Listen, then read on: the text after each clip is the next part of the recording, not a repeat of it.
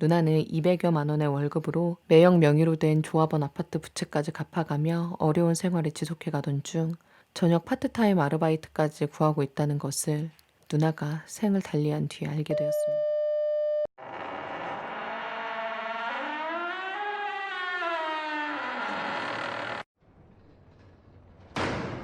누나가 매형 때문에 지난 2020년 1월 20일 자기가 살던 광주의 한 아파트 16층에서 투신 자살했습니다.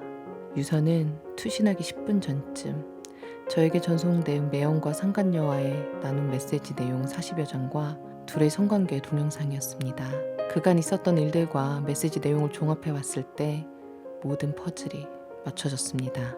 누나와 매형은 2008년 대학교 학과 CC로 만나 8년간의 연애를 끝으로 2016년 결혼하였습니다. 부모님의 반대에도 사돈어른의 간곡함에 어쩔 수 없이 결혼을 한 누나 내외는 곧잘 사는 듯 하였으나 2019년 추석 즈음부터 잡음이 들려왔습니다. 나주의 건설회사를 다니는 매형의 잦은 술자리, 연락 두절, 외박 등이 이유였습니다. 처음에는 일 때문이라고 잡아뗐으나 3, 4개월쯤 접어들며 누나는 의심을 시작했습니다. 매형의 외박과 술자리가 지속되던 중 작년 말 12월 27일 중학교 동창 모임이 있다고 했던 날 매형의 차에서 순천만 정원 박람회 티켓 2장과 무수히 많은 콘돔이 발견되며 누나의 의심은 더 커질 수밖에 없었습니다. 효녀였던 누나는 어떻게든 잘 살아보려고 제게 조심스럽게 부탁했습니다. 매형과 이야기해봐 줄 수 있겠냐고. 단 둘이 술 한잔하며 일련의 사건들에 대해 물었습니다. 매형은 잡아떼며 정말 일 때문이다. 회사에서 받은 스트레스를 풀 유일한 방법이 술인데 누나는 그것을 이해를 못 해준다.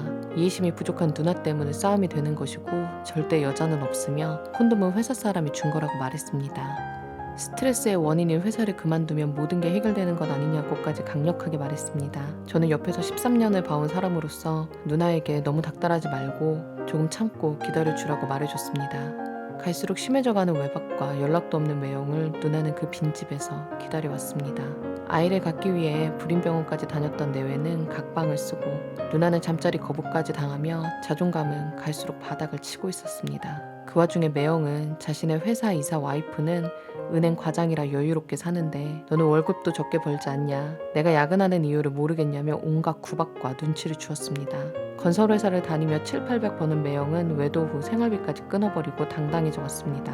누나는 200여만 원의 월급으로 매형 명의로 된 조합원 아파트 부채까지 갚아가며 어려운 생활을 지속해가던 중 저녁 파트타임 아르바이트까지 구하고 있다는 것을 누나가 생을 달리한 뒤에 알게 되었습니다. 8년 연애 기간 동안 누나와 제가 함께 살던 자취방에 매형도 거의 살다시피 하였고 매형보다 사회생활을 먼저 시작한 까닭에 생활비를 대고 서울로 공부한다며 떠난 형의 뒷바라지도 마다하지 않았던 누나한테 이럴 수는 없는데 말이죠. 누나가 하루하루 힘들게 살아갈 때 매형은 상간녀에게 200만 원 넘는 가방을 사주고 용돈까지 지원하고 있었던 것도 누나가 전송해준 마지막 메시지를 통해 알 수 있었습니다. 누나가 죽기 전인 2020년 1월 19일 전날 또 외박한 매형 때문에 전주의 부모님께서 밤 늦은 시간에 광주로 내려가셨다고 합니다. 다행인지 불행인지 매형은 집에 들어왔고 아파트 단지까지 가셨던 부모님은 누나가 괜찮다고 자기가 해결하겠다고 돌려보냈던 부모님의 차 사이드 미러로 비친 누나의 눈물 흘리는 모습이 부모님에겐 누나의 마지막 모습이 되었습니다. 누나는 1월 20일 새벽 6시에 매형의 핸드폰으로 상간녀와 주고받은 메시지를 확인하게 되었습니다. 그 일부 내용 중 상간녀가 누나와 헤어짐을 종용하는 말에 매형은 말 안 들으면 누나를 때리겠다는 내용과 성관계 동영상, 또 성관계 하고 싶다는 내용, 용돈 아끼지 말고 쓰라는 내용 등의 모든 내용을 보게 되었습니다. 그럼에도 누나는 9시 30분경 장문의 글로 그동안 누나가 잘못했고 아이 낳아서 행복하게 살자, 예전으로 돌아가자, 사랑한다는 말을 했음에도 매형은 이런 방구도 없었고 누나는 12시에 조퇴를 하고 회사를 나섰습니다. 누나 차의 내비게이션을 확인해본 결과 누나는 조퇴 후 연탄을 차러 다녔고 3시쯤 집으로 돌아와 지하 주차장까지 2번을 왔다 갔다 한 뒤 사라졌습니다. 경찰에서 알려준 누나 사건 시간은 대략 3시 40분경이었습니다. 제게 40장의 메시지를 보낸 것은 3시 29분이었죠. 저희는 5시가 다 되어서야 누나의 자살 시도 소식을 듣게 됐고 순천에서 일하던 저도 전주에 계신 부모님도 그때서야 출발하게 되셨습니다. 누나 지인에게 먼저 병원으로 가달라고 부탁했고 누나 지인으로부터 누나가 사망했다는 소식을 듣게 되었습니다.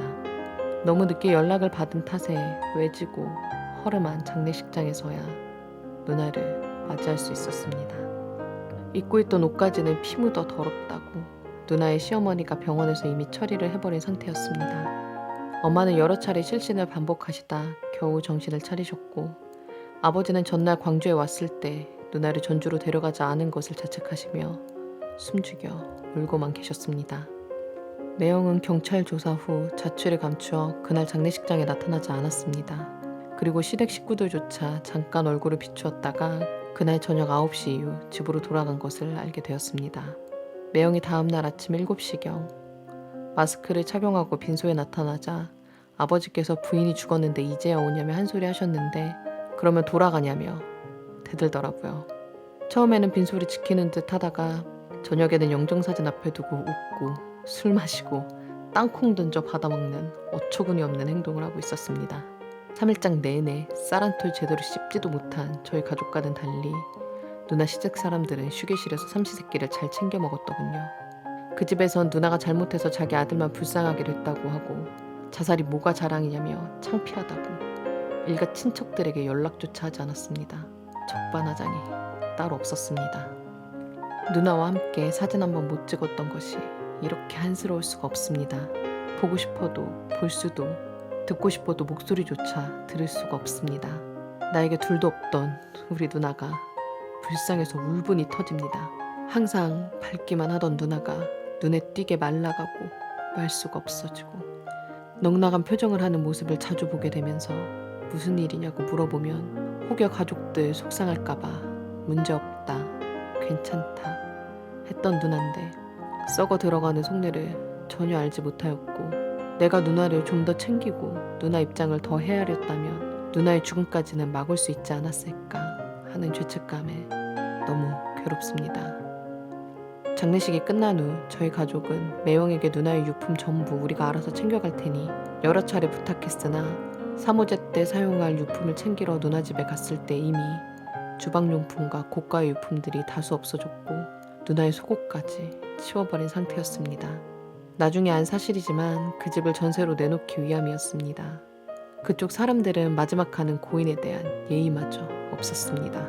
항상 자신은 물러서서 남을 위해주던 누나가 이런 일을 당할 줄은 꿈에도 몰랐습니다.